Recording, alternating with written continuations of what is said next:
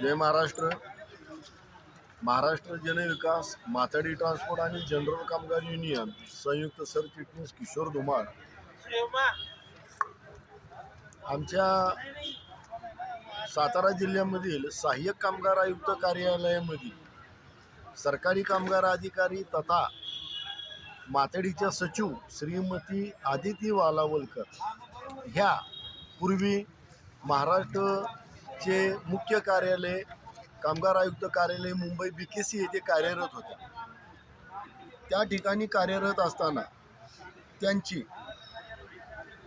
एका रवी काळे इसमाबरोबर त्यांचे जे जवळचे आहेत, या आदिती वालावलकरच्या जे जवळचे आहेत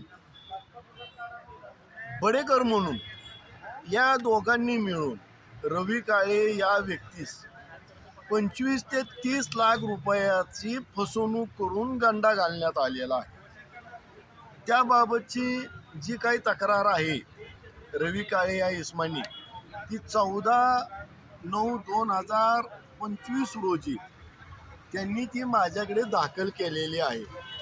ही त्यांच्या सही अंगठ्यानी आणि सहीनुसार माझ्याकडे दाखल केलेली आहे. त्याच्यामध्ये त्यांनी व्यथा मांडलेली आहे की मला बिअर बार आणि वाईन शॉपचं लायसन काढून देतो म्हणून माझी यांनी बोलवणूक करून माझी 25 ते 30 लाख रुपयाला श्री बडेकर आणि श्रीमती आदिती वालावलकर यांनी 25 ते 30 लाख रुपयाची फसवणूक केलेली आहे. त्याबाबतचा पत्रव्यवहार 5/12/2025 रोजी संबंधित कार्यालय सहाय्यक कामगार आयुक्त कार्यालय यांना संबंधित तक्रारदार यांनी केलेला आहे. त्याबाबत आज दिनांक आम्ही माननीय जिल्हाधिकारी साहेब, माननीय पोलीस अधीक्षक सह आयुक्त, समाज कल्याण अधिकारी साहेब आणि आमच्या सातारा जिल्ह्याचे सहाय्यक कामगार आयुक्त यांना आम्ही आज लेखी स्वरूपात हा पत्रव्यवहार केलेला आहे की आपल्या कार्यालयामध्ये कार्यरत असणाऱ्या श्रीमती आदिती वालावलकर ह्या मुंबईमध्ये कार्यरत असताना एक अनुसूचित जाती जमातीमधील बौद्ध समाजामधील एका व्यक्तीस बिअर बार आणि वाईन शॉपचे लायसन काढून देतो म्हणून 25 ते 30 लाख रुपयाला गंडा घालून आलेले आहेत.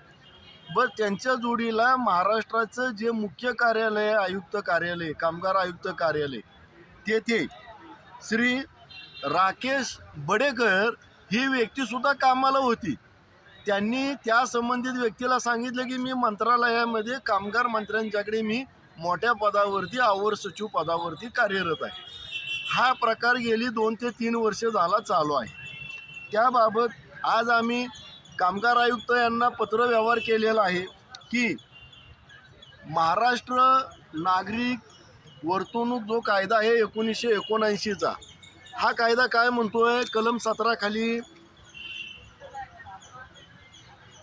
की ह्या कायद्यान्वये कलम 17 अन्वये कोणत्याही अधिकारी यांनी संबंधित ठिकाणच्या कामाच्या ठिकाणी पैसे गुंतविणे, पैसे देणे आणि उसने घेणे हे अनिवार्य आहे. म्हणजे याचा अर्थ असा आहे की महाराष्ट्र नागरी सेवा वर्तणूक नियम 1979च्या कलम 17चा संबंधित अधिकाऱ्यांनी भंग केलेला आहे.